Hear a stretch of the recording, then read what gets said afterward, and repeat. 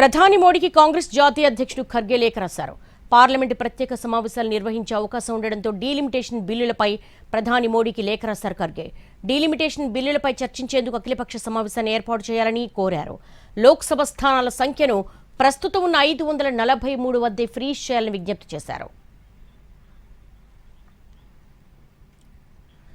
ప్రధాని మోడీకి కాంగ్రెస్ జాతీయ అధ్యక్షుడు ఖర్గే లేఖ రాశారు. ఇదే అంశానికి సంబంధించి మోర్ డీటెయిల్స్ ఢిల్లీ నుంచి మా ప్రతినిధి రాజుని అడిగి తెలుసుకుందాం.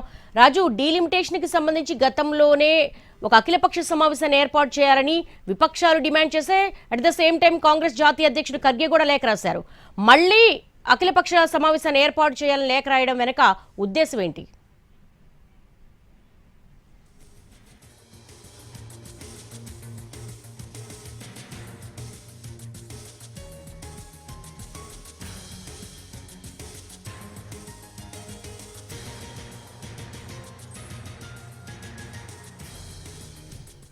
ప్రధాని మోడీకి కాంగ్రెస్ జాతీయ అధ్యక్షుడు ఖర్గే లేఖ రాశారు. ఇదే అంశానికి సంబంధించి మోర్ డీటెయిల్స్ ఢిల్లీ నుంచి మా ప్రతినిధి రాజుని అడిగి తెలుసుకుందాం.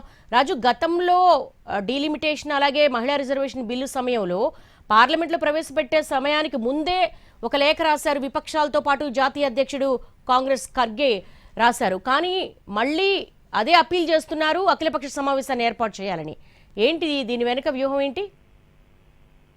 ఎస్ దేవి, మళ్ళీ కూడా డీలిమిటేషన్ బిల్లు తీసుకురాబోతుంది, ప్రత్యేకంగా పార్లమెంట్ సమావేశాలు పెట్టబోతున్నారంటూ పెద్ద ఎత్తున ఢిల్లీ స్థాయిలో మరోసారి చర్చలు మొదలయ్యాయి. సో ఈ నేపథ్యంలో ఖచ్చితంగా ఈ విషయాలన్నిటిపైన గతంలో ఏ విధంగానైతే ప్రతిపక్షాలు ప్రత్యేకంగా కాంగ్రెస్ లీడ్ చేస్తూ రాసినటువంటి లేఖను మరోసారి ముందుకు తీసుకొస్తూ ప్రధానమంత్రి నరేంద్ర మోడీకి ఏఐసిసి అధ్యక్షుడు మల్లికార్జున ఖర్గే మరొక లేఖ రాశారు. అంటే డీలిమిటేషన్ పైన చర్చించేందుకు మొదట అఖిలపక్ష సమావేశం ఏర్పాటు చేయాలి, డీలిమిటేషన్ ప్రతిపాదనలను పార్లమెంట్ లో ప్రవేశపెట్టడానికి ముందే అన్ని రాజకీయ పార్టీలు రాష్ట్ర ప్రభుత్వాలకు తగిన సమయం ఇవ్వాలని చెప్పి ఈ లేఖలో రాశారు. అంతేకాదు గతంలోనే అంటే జూలై 16న ప్రధానమంత్రికి లేఖ రాశాను. సో ఆ విషయాన్ని కూడా ఖచ్చితంగా గమనించాలి. సో ఈ విషయాలన్నింటినీ కూడా ప్రభుత్వమే నిర్ణయం తీసుకోవడం కాదు, ఖచ్చితంగా ప్రతిపక్షాలకు రాష్ట్ర ప్రభుత్వాలకు కూడా ఈ సమాచారం అందించాల్సినటువంటి అవసరం ఉందని చెప్పి ఖర్గే ప్రస్తావించారు. ప్రత్యేక పార్లమెంట్ సమావేశం నిర్వహించే అవకాశం ఉందని చెప్పి పార్లమెంట్ వ్యవహారాల శాఖ మంత్రి కిరణ్ రిజిజు ఒక నేషనల్ ఛానల్ కి ఇచ్చినటువంటి ఇంటర్వ్యూలో ప్రస్తావించారు. సో అంటే కేంద్ర పార్లమెంటు సంబంధించినటువంటి వ్యవహారాల శాఖ మంత్రి ఈ విధంగా చెప్తున్నారంటే ఖచ్చితంగా కేంద్ర ప్రభుత్వం డీలిమిటేషన్ బిల్లుకి సంబంధించి ఏదో చేస్తుంది. ఒకవేళ ప్రత్యేక సమావేశాలు పెడితే ముందుగానే తాము లేఖ రాస్తున్నామనే విషయాన్ని కూడా ఇక్కడ కాంగ్రెస్ చీఫ్ మల్లికార్జున ఖర్గే స్పష్టం చేశారు. లోక్సభలో ప్రస్తుతం ఉన్నటువంటి 543 స్థానాల సంఖ్యను మరో 25 ఏళ్ల పాటు ఫ్రీజ్ చేయాలి, అలాగే కొనసాగించాలని చెప్పి కూడా ఆయన తను రాసినటువంటి లేఖలో ప్రస్తావించారు. ప్రస్తుతం రాష్ట్రాల వారీగా లోక్సభలో ఉన్నటువంటి స్థానాల సంఖ్యను కూడా 25 ఏళ్ల పాటు ఫ్రీజ్ చేయాలనే విషయాన్ని ఇందులో స్పష్టం చేయడమే కాకుండా 2029 లోక్సభ ఎన్నికలకు నుంచే మహిళలకు 3వ వంతు రిజర్వేషన్లను, అంటే ఏ విధంగానైతే కేంద్ర ప్రభుత్వం రిజర్వేషన్ చేస్తున్నామని చెప్పారో ఆ రిజర్వేషన్ అమలు చేయాలని అంటూ కూడా తాను ఈ లేఖలో ప్రస్తావించారు.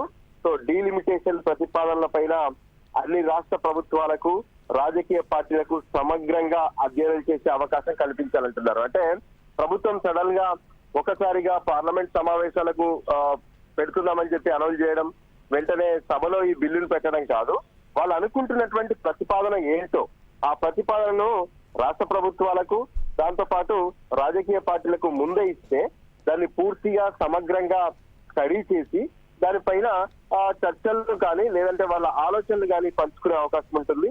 అందుకోసమే గతంలో రాసినటువంటి లేఖను ప్రస్తావిస్తూనే మరొక లేఖను మల్లికార్జున ఖర్గే రాశారు.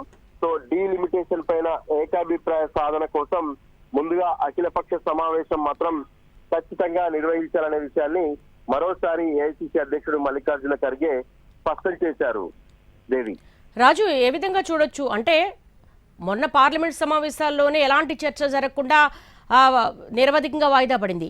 ఇప్పుడు మళ్ళీ ఒక అఖిలపక్ష సమావేశాన్ని ఏర్పాటు చేయాలంటే ఎంతవరకు ఎన్డీఏ సర్కార్ ఒప్పుకునే అవకాశం ఉంటుందంటారు? ఖచ్చితంగా దేవి, ఎందుకంటే వర్షాకాల సమావేశాల్లో ఎటువంటి చర్చలు జరగలేదు. పైగా ఏదైతే జెల్జీ చేసినటువంటి పోరాటం, కాక్రోచ్ జనతా పార్టీ చేసినటువంటి పోరాటం జూలై 20వ తేదీన పార్లమెంటు ముట్టడికి వెళ్లడంతో అక్కడ జరిగినటువంటి గందరగోళ పరిస్థితులు, యువత పైన జరిగినటువంటి దాడులు, పోలీసుల పైన జరిగినటువంటి దాడులు, సో వాటి విషయం పైన ఆందోళనలకే ఈ సమావేశాలు మొత్తం కూడా పూర్తయ్యాయని చెప్పుకోవచ్చు. సమావేశాల్లో జరిగిందంటే ఏ విధంగానైతే పబ్లిక్ ఎగ్జామినేషన్ యాక్ట్ బిల్లు సవరణ ఒకటి, దాంతో పాటు కేంద్ర విద్యాశాఖ మంత్రి ధర్మేంద్ర ప్రధాన్ కూడా ఈ సమయంలో రాజీనామా చేయాల్సి. సో ప్రస్తుతం మాత్రం ఈ డీలిమిటేషన్ కి సంబంధించినటువంటి వ్యవహారంలో ఖచ్చితంగా దీనికి సంబంధించి అంటే గతం నుంచి కూడా కాంగ్రెస్ పార్టీతో పాటు ఇతర ప్రతిపక్షాలు డిమాండ్ చేస్తున్నాయి. అంటే డీలిమిటేషన్ ప్రాసెస్ కోసం కేంద్ర ప్రభుత్వం అనుకుంటున్నటువంటి విధానం ఏంది, దానికి సంబంధించినటువంటి ప్రతిపాదనలు ఏంటనేవి ముందుగా ఖచ్చితంగా చెప్పాలి. ఎందుకంటే ప్రస్తుతం లోక్సభలో పూర్తి స్థాయి మెజార్టీ అంటే ఏ విధంగానైతే 1/3 మెజార్టీ అనేది ఇక్కడ సరిపోవట్లేదు, ప్రభుత్వానికి మెజార్టీ లేదు. సో ఖచ్చితంగా ప్రతిపక్షాలు మద్దతు ఇస్తేనే రాజ్యాంగ సవరణకు ఉన్నటువంటి బిల్లులు పాస్ అవ్వడం సాధ్యమవుతుంది. సో అందులో భాగంగానే మొదట ఆ బిల్లుల్లో పెట్టాల్సినటువంటి ప్రతిపాదనలు ఏంటో తమతో చర్చించాలని చెప్పి కాంగ్రెస్ పార్టీ అధ్యక్షుడు డిమాండ్ చేస్తున్నారు. అయితే గతంలో ఈ విషయానికి కూడా కేంద్ర ప్రభుత్వం నుంచి కౌంటర్ ఇచ్చారు. అంటే పార్లమెంట్ సమావేశాల ముందు ప్రతిసారి అఖిలపక్ష సమావేశం నిర్వహిస్తున్నాం అనే విషయాన్ని కూడా చెప్పారు. కానీ అలా కాదు, ప్రత్యేకంగా ఈ ప్రతిపాదనలు ఏంటనే విషయాలను ప్రతిపక్ష పార్టీల ఎంపీలకు, రాష్ట్ర ప్రభుత్వాలకు, ఎందుకంటే రాష్ట్రాలు కూడా ప్రత్యేకంగా వ్యతిరేకిస్తున్నాయి. అంటే సౌత్ కు అన్యాయం జరగబోతుంది, సో ఇంతకీ 60% క్రైటీరియా ఏంటి అనే విషయాన్ని కూడా స్పష్టం చేస్తున్నారు. అందులో భాగంగానే మల్లికార్జున ఖర్గే ప్రధానమంత్రి నరేంద్ర మోడీకి మరొకసారి లేఖ రాశారు. Devi. Right Raju, thanks for the live updates.